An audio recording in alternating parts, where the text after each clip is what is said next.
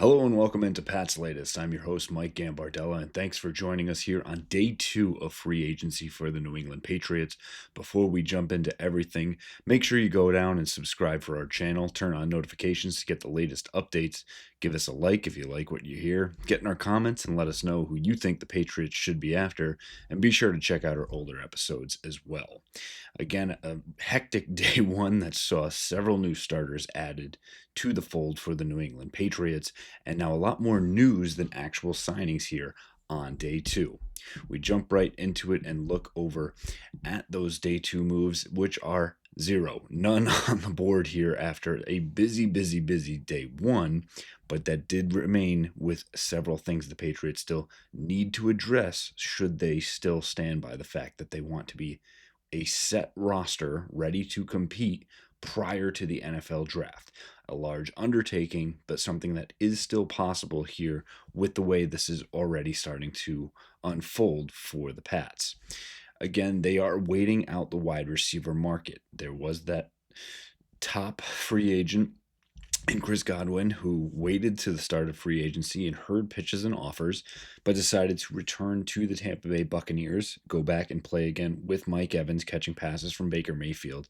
It was reported that Chris Godwin had a top offer from the New England Patriots, but chose to turn down upwards of $20 million to stay in Tampa Bay. So Chris Godwin believes in loyalty, stays with it, decides not to change it up.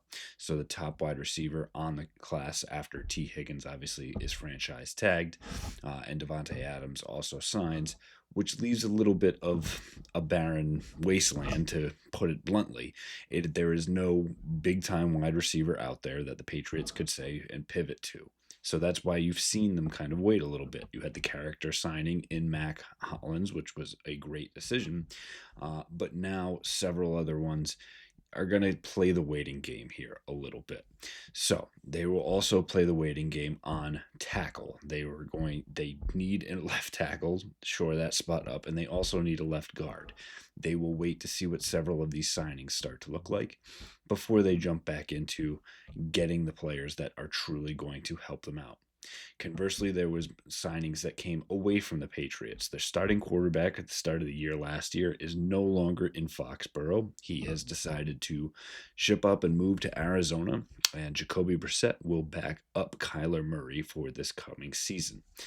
Again, several moves left to make, and there could be even more coming. But looking at that wide receiver market, it's fair to ask, what now? We saw several ones change places, and a couple more late on Tuesday decide to ink their deals. DeAndre Hopkins decided to leave Patrick Mahomes and the Kansas City Chiefs after that in-season trade from the Tennessee Titans, has now linked up with Lamar Jackson in Baltimore. Demarcus Robinson, another dark horse candidate for several teams who played third fiddle, not even second fiddle, in Los Angeles behind Puka Nacua and Cooper Kupp. Demarcus Robinson decides to go to the 49ers, filling the spot of Deebo Samuel. And the Dolphins actually made a move, and a very interesting one, and one that was linked to the Patriots, in Nicholas Westbrook-Akine. Now, could be a great player who's coming off 9 touchdown receptions last year.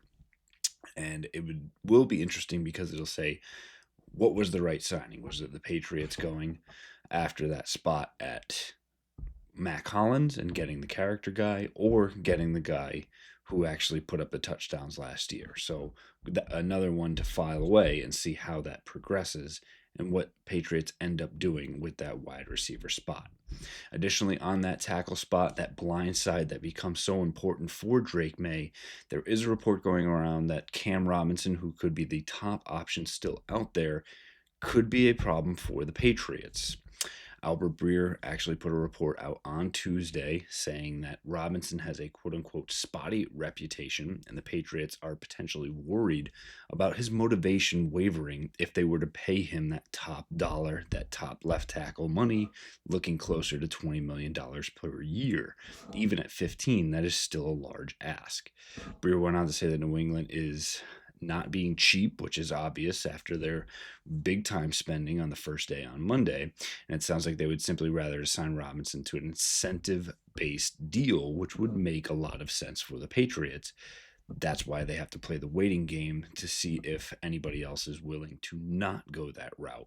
Or if Robinson wants to do that, does he want a team that was in the playoffs last year or at the cusp or have true Super Bowl aspirations? This is why they have to wait out this market here a little bit and see how things pan out. Again, Robinson, the top left tackle left on the board. For me, that dark horse still is Jedrick Wills, the former first rounder of the Cleveland Browns that has some Mike Vrabel ties. We do not know the real reason outside of injury why Wills never really regained his starting spot. So if Mike Vrabel knows that if it was something outside of Wills' control or if it was just a coaching decision on that side of the ball to stay with the starter who is in place, Wills could be a cheaper option, and again, a young player that you don't see as much and potentially worth a gamble should Cam Robinson go with a non incentive laden deal.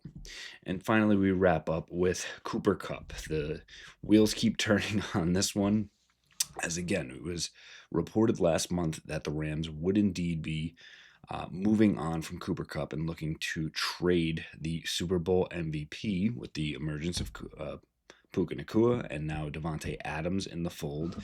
They were going to move away from Cooper Kupp one way or the other. Again, on the wrong side of 30, battled some injuries and had a higher contract. That higher contract makes the deal very unlikely to get done. Now, an 11th hour one still could come across as I record this right now on Wednesday or even later.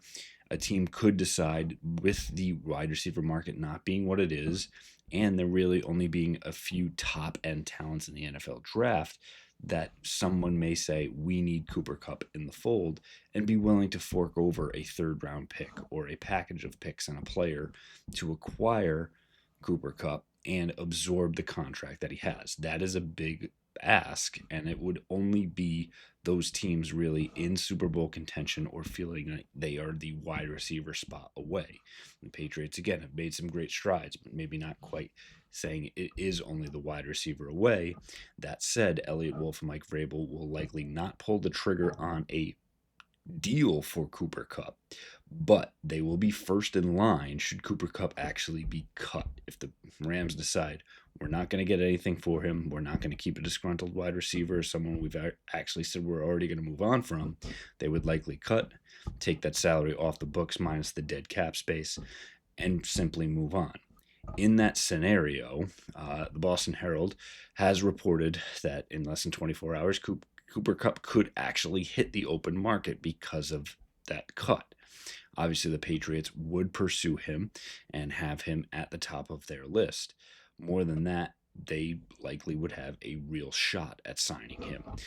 One, obviously, that is because of the money that they have, the opportunity that's in front of it. Josh McDaniels now scheming things up and potentially getting Cooper Kupp into space the same way that he did for Danny Amendola, Wes Welker, Julian Edelman, and so many others, but also the ability to play with an up-and-coming quarterback like Drake May. While the Patriots, again, are coming off, back-to-back down seasons, the script has flipped. That is much different than it was a year ago. New culture, new head coach, new leadership, burgeoning quarterback. Everything lines up for the Patriots to potentially be in a position to bring a former Super Bowl MVP into the fold like Cooper Kupp.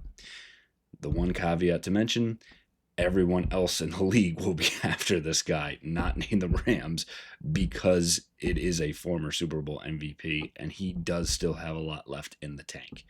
So the pitches will be on. I'm sure Drake May, Mike Vrabel, Elliott Wolf, everyone will be calling Cooper Kupp as soon as he does get released by the Rams again, if the trade does not manifest.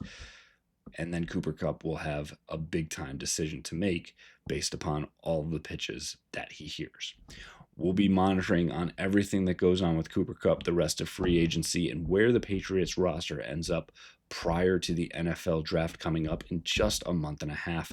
And we will have more and more going in on those potential prospects that you need to keep an eye on. Before we get to that, again, make sure to get into the comments and let us know who the Patriots need to have on their next up of signings. Let us know which episode you've liked for us best thus far, and make sure you subscribe and give us a like if you can. We appreciate you always as listening, and fight on, Foxborough.